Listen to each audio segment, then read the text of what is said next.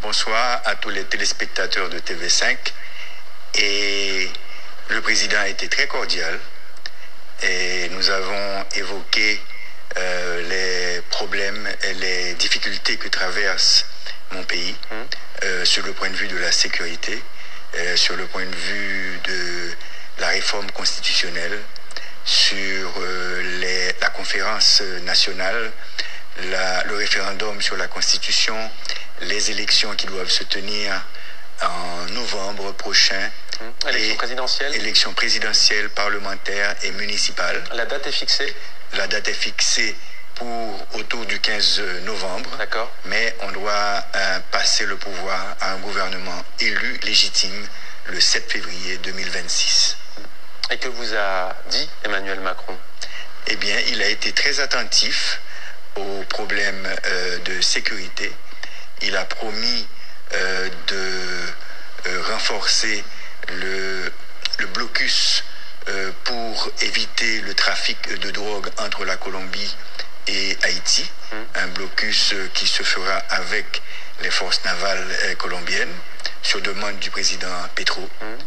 Et il a aussi parlé de renforcer l'aide en sécurité, en éducation, en énergie et en reboisement de l'environnement. Et aussi, sur ma suggestion, d'aider à former un corps civique qui inclurait les enfants soldats, les jeunes qui sont au chômage, pour aller aider au reboisement du pays. Quand vous dites les enfants soldats, ce sont les enfants enrôlés dans les gangs armés, notamment. Ce sont les enfants des rues qui ont été enrôlés et qui sont exploités par les gangs et qui servent de bouclier humain aux gangs.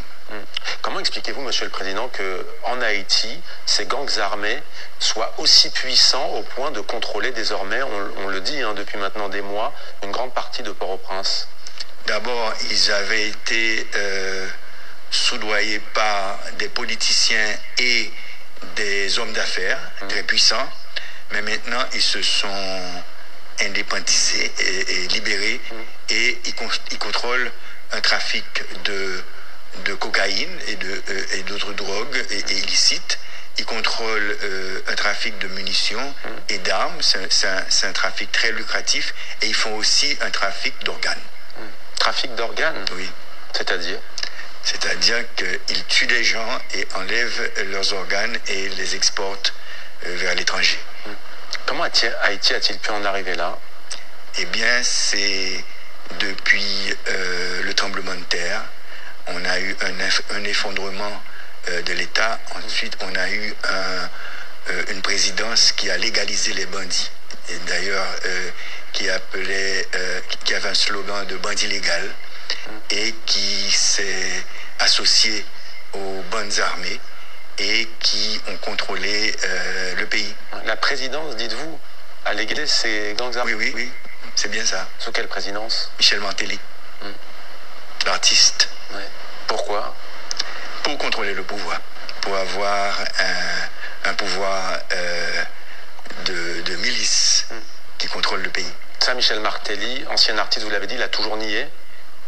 Bon, il a toujours nié, mais les Américains et les Nations Unies l'ont mis comme un associé au gang et ont sanctionné. Le 7 juillet 2021, Leslie Voltaire, le président haïtien Jovenel Moïse, était assassiné chez lui par un commando. Cette tragédie a-t-elle aussi précipité la crise généralisée, politique, sécuritaire, économique? Tué par un commando d'anciens militaires, de vétérans colombiens. Ça s'est avéré désormais? L'enquête l'a prouvé? Ils sont en prison, il y a une vingtaine qui sont en prison et qui étaient associés aussi à des policiers haïtiens qui sont aussi en prison. Juste avant que la question n'échappe, parce que nous-mêmes dans nos journaux, nous parlons beaucoup de Port-au-Prince, on sait peu de choses sur les campagnes en Haïti, la situation y est moins violente? La situation est calme dans 8 régions géographiques qu'on appelle les départements géographiques. On en a 10 départements. Et dans la zone métropolitaine, tout le monde dit 85%, mais je pense que c'est moins que ça. Et aussi dans l'Artibonite, qui est la vallée où on produit du riz, les policiers, les militaires et les soldats kenyans qui font partie de la force multinationale ont pourchassé les bandits et ils ont réduit l'influence des gangs dans cette région. Samedi, au moment où vous rencontriez le pape François, on va y venir dans quelques instants, le Kenya annonçait le départ d'un nouveau contingent pour votre pays, 217 policiers. On peut dire qu'aujourd'hui le contingent est porté à 1000 hommes. Le contingent est porté à 800 hommes. 800 hommes. 600 Kenyans, à peu près 30 Jamaïcains, 150 Guatémaltèques et à peu près 8 ou 10 Salvadoriens, mais les Salvadoriens seront 80. Venus du Salvador, quel bilan tirez-vous de cette aide qui a commencé il y a 6 mois, fin juin? Eh bien, c'est une aide qui est appréciée par les Haïtiens, mais qui n'est pas assez efficace dans le sens où on nous avait promis 2500 troupes et on n'a qu'un tiers. Maintenant que le secrétaire d'État Marco Rubio aux États-Unis a annoncé qu'ils vont financer la force multinationale, probablement que le président Ruto va envoyer les 400 Kenyans qui restent. Nous, on a déjà plaidé aussi aux Nations Unies pour transformer cette force multinationale en une force de maintien de la paix pour garantir... Sous le mandat de l'ONU ? Sous le mandat de l'ONU pour garantir le financement parce qu'on ne savait pas si les Américains allaient continuer avec le financement. Vous nous confirmez ce soir que les Américains vont continuer? Le secrétaire d'État Marco Rubio a annoncé qu'ils vont continuer et on n'a pas encore reçu le visa des Nations Unies parce que la Chine et la Russie s'opposent à cette force de maintien de la paix. La Chine à cause de nos liens avec Taïwan et la Russie à cause des Américains qui soutiennent l'Ukraine. Alors on voit comment la géopolitique internationale peut s'inviter justement et ajouter, si l'on peut dire, à la difficulté de la situation en Haïti, et parler de difficulté est un euphémisme. Vous avez évoqué des responsabilités intérieures, vous avez cité un ancien président tout à l'heure. Est-ce que selon vous, il y a aussi une part de responsabilité d'autres pays? On parle de la France, ancienne puissance coloniale, ou encore des États-Unis? Je pense que... je le disais, c'est le bicentenaire de la dette qui avait été imposée par la France et qui avait mis à genoux Haïti. D'accord. Je pense qu'aux États-Unis, c'est très facile d'acheter des armes de guerre.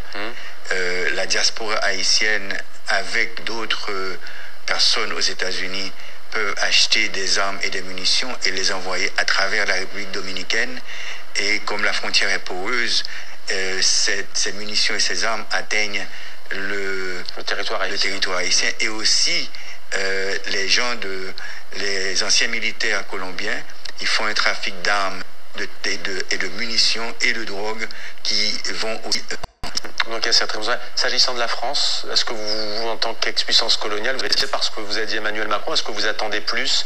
Est-ce qu'il faut une réparation, par exemple, s'agissant de cette question de la dette? Il faut dire que c'est le président Macron qui a évoqué la dette et que nous appelons la rançon. Et, la rançon et la réparation.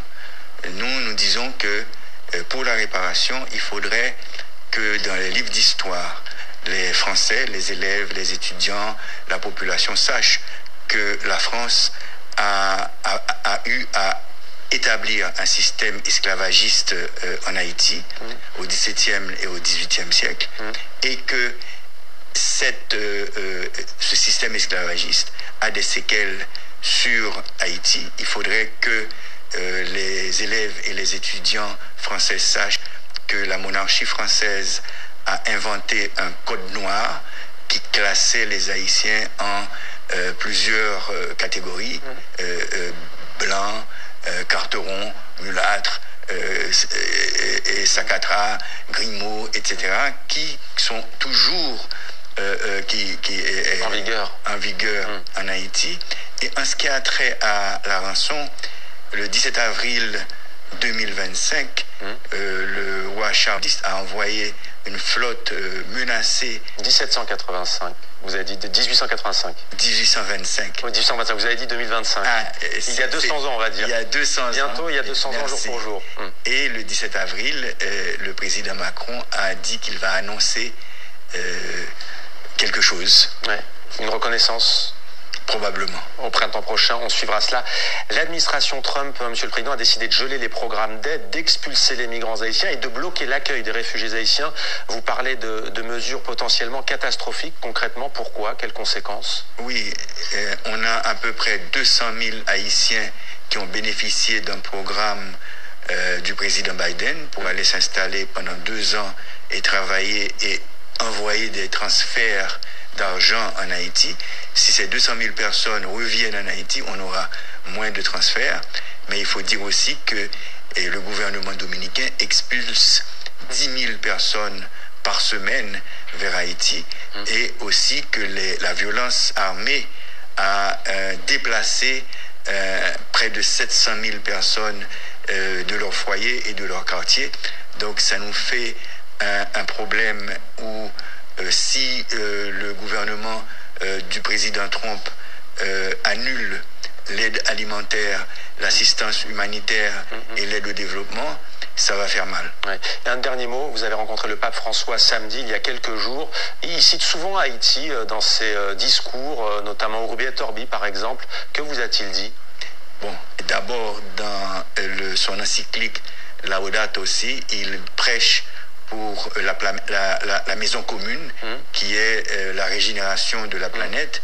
Il prêche aussi dans Urbi et Orbi d'une relation fraternelle et de solidarité avec les peuples. Et la paix en Haïti. Et moi, il prie toujours pour Haïti. Il n'aura jamais une occasion.